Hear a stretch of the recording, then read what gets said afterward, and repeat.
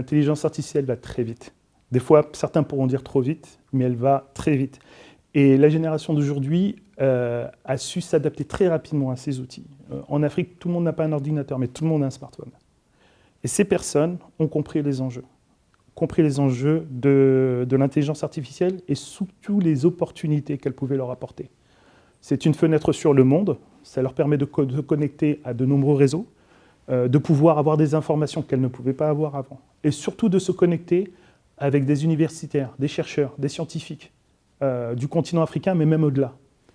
Donc cette génération a su prendre le pli, et je pense que cette génération permettra aussi de sensibiliser la prochaine pour en faire des personnes encore mieux formées et plus avant-gardistes que la génération précédente. Donc pour moi, je pense que ces générations-là se sont appropriées l'outil. Maintenant, bien sûr, il faut un cadre éthique sur le développement de cette science, parce que c'est une science, permettant une utilisation raisonnée, soutenable et respectable.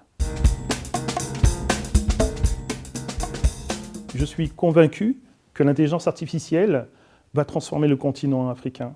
Je pense que, bien sûr, qu'il y a une prise de conscience concernant la portée de l'IA. Et quand vous voyez les jeunes entrepreneurs qu'on rencontre aujourd'hui dans le cadre de nos projets, ce sont des gens qui sont complètement connectés, qui connaissent l'outil, qui connaissent la portée de l'outil, qui font des formations aussi concernant le codage ou pas, puisqu'aujourd'hui, on peut faire de l'IA même sans codage. Donc, ils sont vraiment à l'affût de toutes les nouveautés, parce qu'ils savent qu'il faut savoir être aussi opportuniste dans cette thématique. Et la portée et le rôle d'un centre de catégorie comme celui de AI Movement, c'est de pouvoir apporter le soutien, le support et surtout une forme de leadership. Alors le dernier projet, c'est le projet qui s'appelle African Women in Tech and AI. Ce projet, qu'on appelle plus communément AWITAI, est un projet qui a pour objectif de former les femmes entrepreneurs africaines sur tout le continent africain. Ce programme comporte une partie de formation en ligne pendant 2 mois et aboutit à des formations en présentiel sous forme d'incubation au sein de l'université. Les thématiques sont diverses et variées. Elles regroupent toutes les problématiques endogènes du continent. Sécurité alimentaire, éducation. On a d'autres programmes tels que des programmes de santé. Nous avons des programmes concernant le développement de start-up ayant des visées sociales, parce que l'objectif, c'est essayer de voir comment ces différentes startups peuvent avoir des impacts positifs au niveau de la société civile, mais aussi au niveau local. Ces femmes entrepreneurs sont pour moi l'avenir du continent, parce que ce sont les leaders d'aujourd'hui et de demain. Ce que nous essayons de faire avec elles est unique.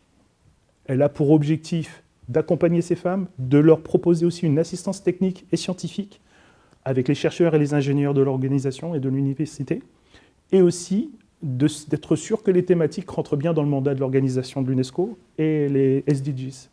Nous avons 2 priorités globales, priorité Afrique et gender, et je pense que ce programme illustre magnifiquement le mandat de notre organisation.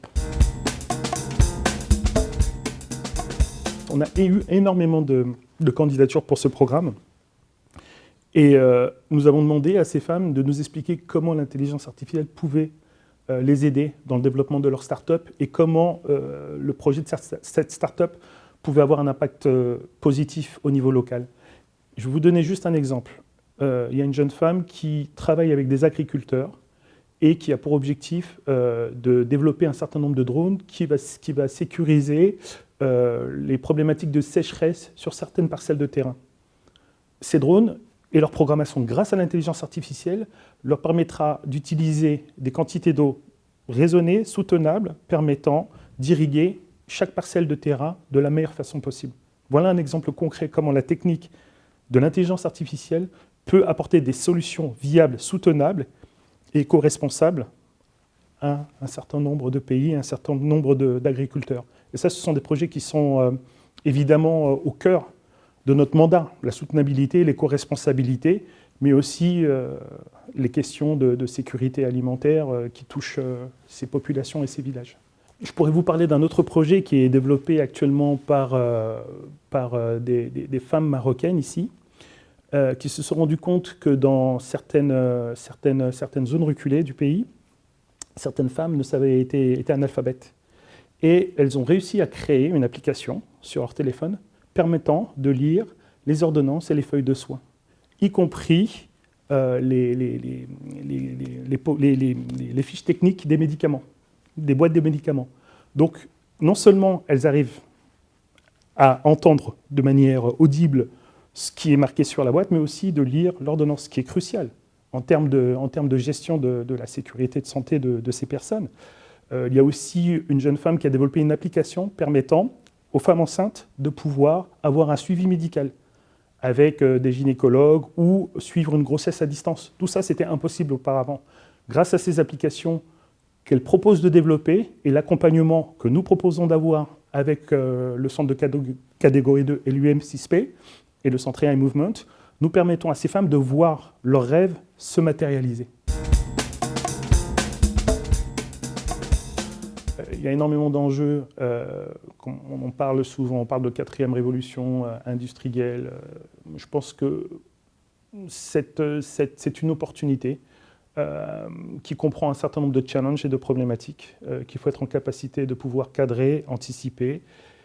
Mais si vous me demandez aujourd'hui, la priorité des priorités pour moi, c'est le renforcement des compétences, le renforcement de capacités des populations africaines, et en particulier de la jeunesse, sans oublier la partie inclusion. Je pense que les femmes ont un rôle déterminant à jouer dans le développement de l'intelligence artificielle sur le continent.